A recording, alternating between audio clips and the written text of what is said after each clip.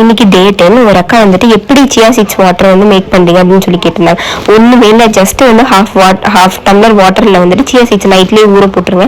ஊற போட்டு காலையில் நினச்சி ஒரு டம்ளர் ஹாட் வாட்டரில் வந்துட்டு அது சியா சீட்ஸ் அந்த இதை ஊற போட்டதை போட்டுட்டு அண்ட் ஹாஃப் லெமன் ஸ்க்வீஸ் பண்ணி கொஞ்சம் அப்புறம் ஒரு டீஸ்பூன் வந்து ஹனி ஆட் பண்ணுவோம். கண்டிப்பாக ஹனி ஆட் பண்ணணும். வேறு விதத்தில் தான் குடிக்கணும். இது குடிக்கிறதுனால வந்துட்டு எனக்கு சுகர் கண்ட்ரோல் அவ்வளோ வருது. எனக்கு சுகர் சாப்பிடணும்னு சொல்லிட்டு கிரேவிங்ஸ் வந்து கண்டிப்பாக இல்லை. அண்ட் வந்து நான் வந்து இப்போ 1 வீக்காக வந்துட்டு நான் வந்து ப்ரோட்டீன்ஸ் நிறைய எடுத்துக்கிறேன், ஃபைபர் நிறைய எடுத்துக்கிறேன், அண்ட் வந்து வெஜிடபிள்ஸ் நிறைய எடுத்துக்கிறேன். நான் வெஜிடபிள்ஸ் சாப்பிட்ற பர்சனே கிடையாது. ஃப்ரைட் ஐட்டம்ஸ் நிறைய சாப்பிடுவேன். இப்போ ஃப்ரைட் ஐட்டம்ஸ் சாப்பிட்டா எனக்கு வாமிட் வர மாதிரி இருக்கு.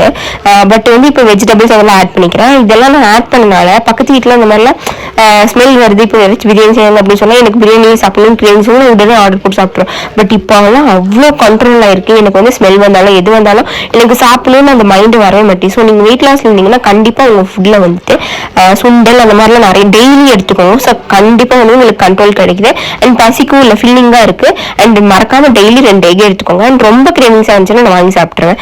ஸோ அதுலலாம் இது பண்ண மாட்டேன். ஸ்வீட்டை வந்து நான் ரொம்ப கம்மி பண்ணிட்டேன். சுண்டல் அதெல்லாமே நான் நிறைய ஆட் பண்ணிக்கிட்டேன்.